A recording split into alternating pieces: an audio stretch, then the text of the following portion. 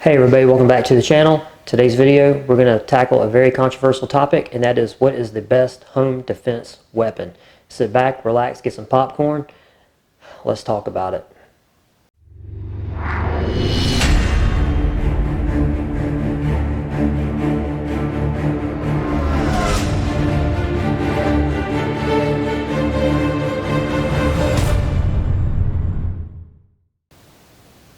Okay, so we have our topic, and I'm going to tell you, you can scour YouTube until you're in a nursing home, finding video after video after video, talking about all kinds of different firearms, and people putting their opinions on what is the best to defend your home with.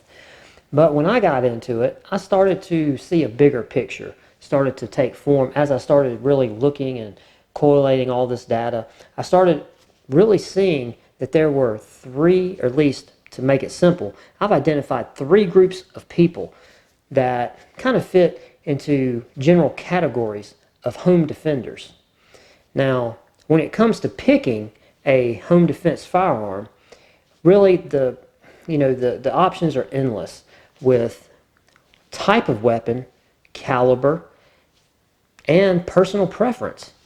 So what we're going to do, we're going to look at three very different groups of home defenders, and we're going to see their firearm choice, and we're going to assess each group based on those choices. Our first group is going to be, let's just call them the casual defender. This is the type of person that maybe this is their first foray into firearms.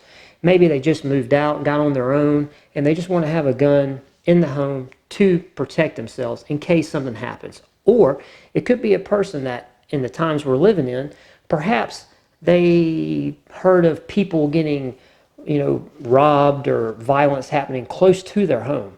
So they want to get a firearm in the house for protection. Seems very sensible. So how would a home defense situation for this type, casual defender, it might look something like this. Hey baby, did you hear that? It sounded like a window just broke. Hey, hand me my completely stock, run-of-the-mill 12-gauge Mossberg 500 pump shotgun. Time to see if all those days at the range paid off. Ah yes, the old Mossberg 500 12-gauge shotgun. Nothing screams stereotypical American home defense than that. And that's generally what your casual defender, that's usually their first go-to, is a 12-gauge shotgun. Maybe that's what their dad had. You go to a store, you get overwhelmed. All these guns, they all look different. They're all different sizes. But 12-gauge pump shotgun, nothing wrong with it. Is this person wrong? No, they're really not. A 12-gauge shotgun is adequate for defending your home. There's no doubt about that. Well, okay. So we can, of course, assess criticisms. But let's go ahead and look at our second group. This is a more enthusiastic defender. This is someone who does have a lot of experience with firearms, even multiple types and calibers of firearms. When they picked out a home defense weapon, they did a lot of research, looked at a lot of ballistic charts, and they actually took an assess of their environment, and then they tried to match the gun accordingly to that environment. Well, let's see what a home situation would look like with our second type of enthusiastic defender. Oh my God, baby, they just broke a window. Someone's trying to get in the house. Quick, give me my Silence 300 blackout with subsonic ammunition. Go get up under the bed. Now it's time to see if all that close quarter combat training paid off. Yeah, 300 blackout with a silencer, subsonic ammunition. This person's done some research. They're really concerned about where their bullet's going, especially if they get punched through on a target. So even though that bullet only carries about 450, 480 foot-pounds of impact, trust me, it's enough to stop somebody, make them really rethink their life decisions. So is this enthusiastic defender? Are they wrong? No, because not only did they have a silenced weapon, because 9 times out of 10, if you actually get into a situation in your home You may be taking shots in a hallway. This shooter has actually thought about that to run those subsonic ammunition with the silencer so they can take those shots without blowing their eardrums out. Really smart. So are they wrong? Well, no, not really. They'll get the job done, and very practically get the job done. Let's put a pin in that. Let's go ahead and move to our third group. This is your hardcore home defender. Even a zealot, if you will. These guys, they wait for the time so they get to defend their home. Let's see what a situation with them would look like.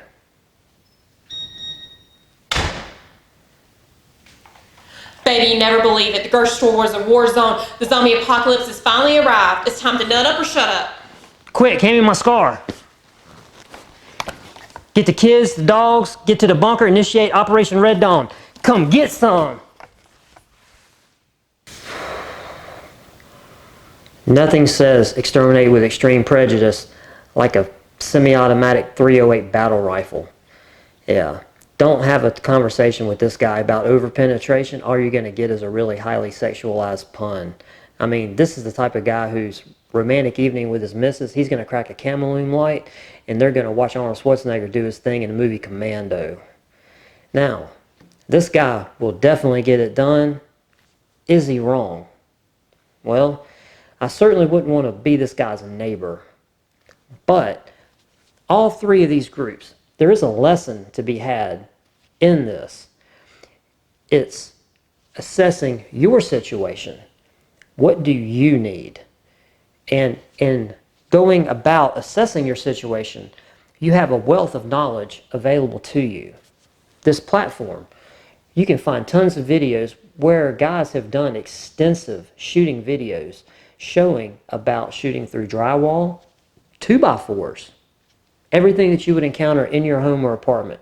You want to be very aware of your line of fire from an entry point that could get breached in your home to where you are in your bedroom if you are asleep.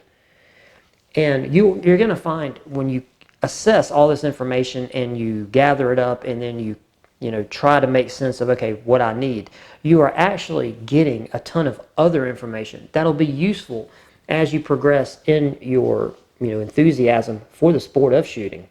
So really, the answer here is, it's like an analogy with driving in a nail. You can drive a nail in with a claw hammer. You can also do it with a 100-ton press. Both of them get the job done. One's practical, one's extreme overkill. So, to end this video, not to make it go on forever, basically, one of the main tenets here of this is assessing your situation.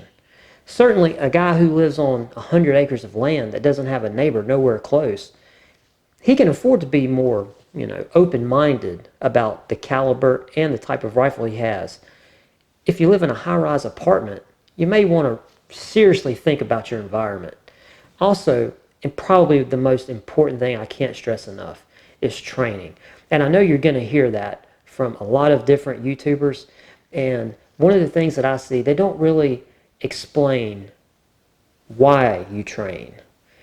Certainly, you go to a range, you put some targets up, and you pew-pew to get your aim better. But training for stuff like this, home defense, what you're training for proficiency and confidence. Whenever you're jolted out of your sleep at 3 in the morning by someone trying to forcibly breach your home or possibly has breached your home, all your wits aren't necessarily going to be there. You want to, whenever you put your hand on your weapon, that the confidence is there. You're not second guessing yourself.